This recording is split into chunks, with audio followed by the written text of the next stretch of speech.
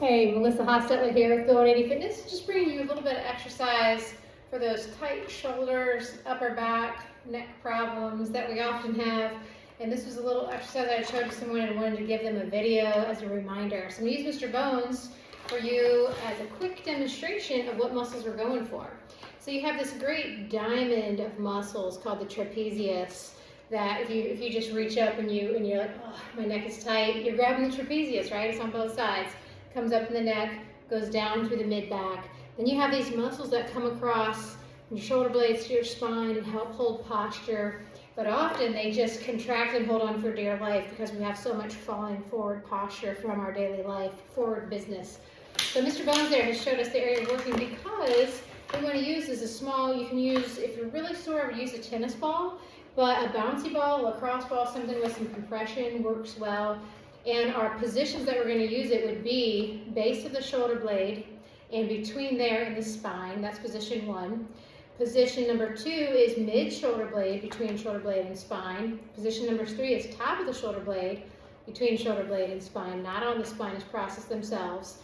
And then just out here in this muscle, you'll find that that trapezius really likes that for a good muscle tension release. The way that we're going to do it, the reason this doesn't make a good video is so you can't really see it. So I'm going to show you a quick demonstration, now that you know where we're going with it. You want to think about being base of the shoulder blade, right by the spine. You're putting that ball there. If you don't have a ball, you can use like a large wad of socks. And you are working, depending on your tightness, you may need a pillow, something to elevate your head on. It's going to feel enormous. You can graduate the amount of pressure by rolling over onto it or away from it. But you are working to let it, I say absorb, you're trying to let it absorb into your body. So the very first thing you're doing is just spending 15 or 20 seconds letting your body breathe, settle. Every time you exhale, your muscles are going to elongate a little, and they're also going to release their tension. If you're really tight, you put pressure there like it's like a thumb, right? And everything's going to contract around it. So you are working to just let it release. You can just do this for your first session, do 30 seconds in each position that I showed you on Mr. Bones there. But if you want to move to the next step is to add motion. So my motion, I start with my cactus arms, goalpost arms, whatever you want to call them.